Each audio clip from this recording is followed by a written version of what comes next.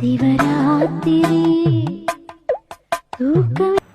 RK sir, தனுஷும் நயன்தாராவும் ரெண்டு பேரும் வந்து இல்லீகல் கான்டாக்ட்ல லிவிங் டுகெதர்ல வாழ்ந்துட்டு இருந்தாங்களாமே.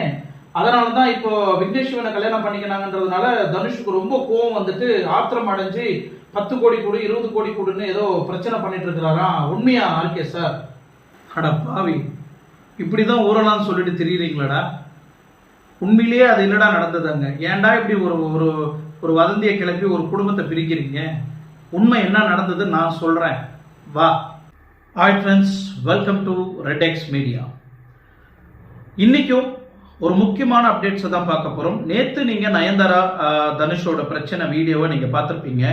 அதுல என்ன நடந்தது அப்படின்னு நான் தெளிவா போட்டிருந்தேன். ஏன்னா டிவி சேனல்ல என்ன ரிப்போர்ட் கிடைச்சதோ அதை பேஸ் பண்ணியும் நம்மளோட ப்ரெஸ் ரிப்போர்ட் சோர்ஸை வச்சியும் நான் அதை டீட்டெயிலாக உங்களுக்கு கொடுத்துருந்தேன்.